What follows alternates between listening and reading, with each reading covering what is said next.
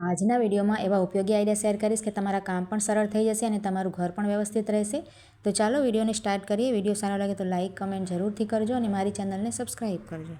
તો જો હવે શિયાળો આવે એટલે આ રીતના આપણે ઠંડી માટે સાંજે આ રીતે પહેરી લઈએ પગમાં મોજા કે પછી. પણ આપણે છે ને કામ કરવું હોય ને તો પાણીમાં શું થાય કે આ પલળી જાય ને તાત્કાલિક સુકાય પણ નહીં. તો તેના માટે આપણે શું કરાય, જો આ રીતની આપણી પાસે સફેદ કલરની કોથળીઓ તો હોય જ છે ને ઘરમાં, આપણે શાકભાજીમાં કે આવતી હોય.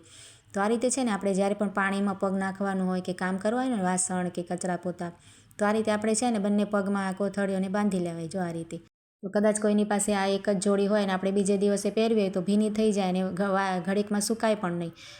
અને સાદા મોજા ઉપર પણ તમે આ રીતે પ્લાસ્ટિક પહેરી શકો. ત્યાર પછી જો આ રીતે આપણે ચપ્પલ પહેરીને કોઈ પણ કામ પાણીનું કરી શકાય.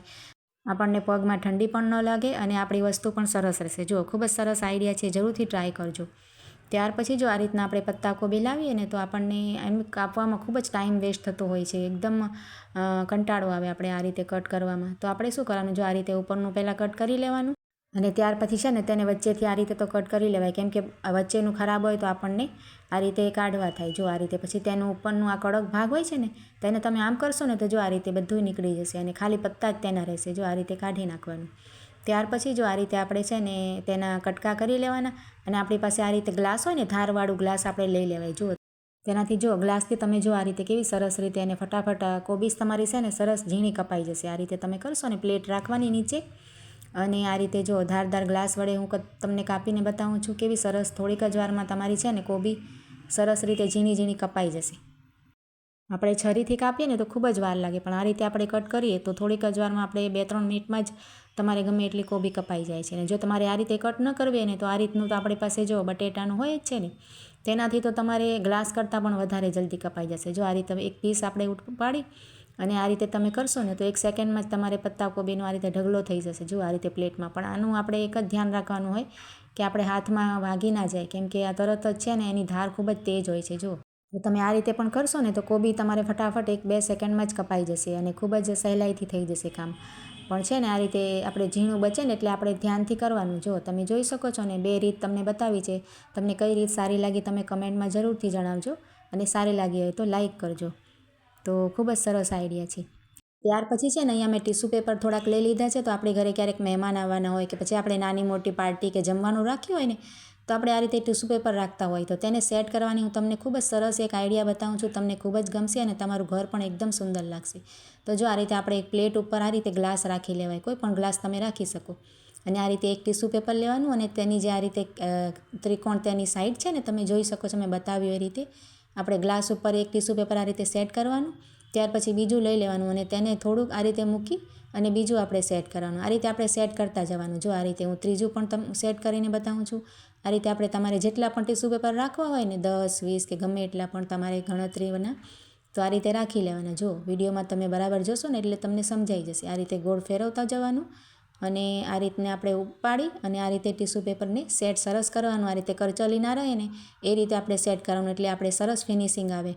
તો જુઓ અહીંયા મેં છે ને 10 ટીશ્યુ પેપર લીધા હતા અને બધા છે ને સરસ રીતે સેટ કરી લીધા છે.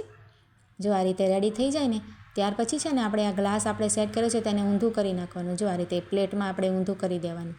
તો તમારે ખૂબ જ સરસ સુંદર ડિઝાઇન બનીને તૈયાર થઈ જશે. જુઓ તમારે ગમે એટલા પણ ટીશ્યુ પેપર આ રીતે તમે સેટ કરશો ને તો મહેમાનોને પણ ખૂબ જ ગમશે અને આપણું પાર્ટી કે જમવાનું હોય ને તો આ રીતે સેટ કરી શકાય. ખૂબ જ સરસ લાગે. જો અને આ રીતે કોઈ પણ ઉપાડે ને હાથ લૂછવા માટે તો એક જ આવે. જો આ રીતે એક એક આપણે કોઈ પણ ઉપાડતા જાય. તો ખૂબ જ સરસ આપણે આઈડિયા છે. તમારે જરૂરથી ટ્રાય કરજો અને ખૂબ જ બધાને ગમશે અને સારી લાગે તો લાઇક કરજો. ત્યાર પછી જો હવે આપણે ઉનાળો ગયો ને શિયાળો આવે એટલે આ રીતના ઠંડા પાણીના આપણે શીશા હોય ને એમને એમ રાખતા હોય તો તેમાં છે ને વાસ થઈ જાય. તો કોઈ પણ પ્લાસ્ટિકના હોય કે સ્ટીલના હોય તો તેને છે ને આપણે પહેલાં તો સરસ ધોઈ નાખવાનું. બેકિંગ સોડા અને લીંબુ જરાક નાખી અને ધોઈ અને એમને એમ નહીં રાખવાનું. આ રીતે ન્યૂઝપેપરના કટકા હોય ને તેને આ રીતે આપણે ગોટા આ રીતે વાળી લેવાના અને તમે આ રીતે રાખશો ને 2-3 તેમાં રાખીને તો તમારે 1-2 મહિના માટે પણ ગમે એટલું પણ રાખો તો વાસ ન થાય. આ રીતે બંધ કરી અને ત્યાર પછી આપણે રાખી દેવાય. તેને કાઢી નખાય. આપણે કાઢવું હોય તો સવારે કે પછી બીજા દિવસે.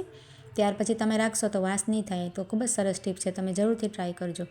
ત્યાર પછી આ રીતે મિક્સરના ઢાંકણ હોય ને થોડાક ટાઈમ થાય ને આપણે વપરાશ થાય ને એટલે આ રીતે ઢીલા થઈ જાય. આ રીતે આપણે બંધ કરીએ ને તો તરત જ ખુલ્લી જાય. અને આપણે કંઈ ટમેટા કે લિક્વિડ જેવું કંઈ પીસીએ ને તો બહાર નીકળે, તેની ધાર થાય ને બહાર થાય.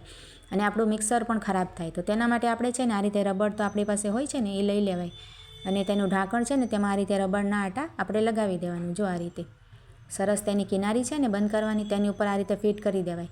તો તમે વચલું કે મોટું હોય ને જાર તેની ઉપર પણ આ ટ્રાય કરી શકો. ખૂબ જ સરસ આઈડિયા છે. આ રીતે આપણે ફિટ કરી ત્યાર પછી તમે પીસશો ને તો તમારે બહાર પણ નહીં આવે કોઈ પણ વસ્તુ અને સરસ ઢાંકણ પણ સરસ ટાઈટ થઈ જશે. જો કઠણ તો બંધ થઈ શકશે. તો ખૂબ જ સરસ આ ટિપ્સ છે. તમે કોઈ પણ જારમાં કરી શકો આ આઈડિયા. તો આજના બધા આઈડિયા કેવા લાગ્યા તે કમેન્ટ કરીને જણાવજો અને સારા લાગ્યા તો લાઇક કરજો અને ચેનલને સબસ્ક્રાઈબ કરજો. તો ચાલો મળીએ નવા વિડીયોમાં.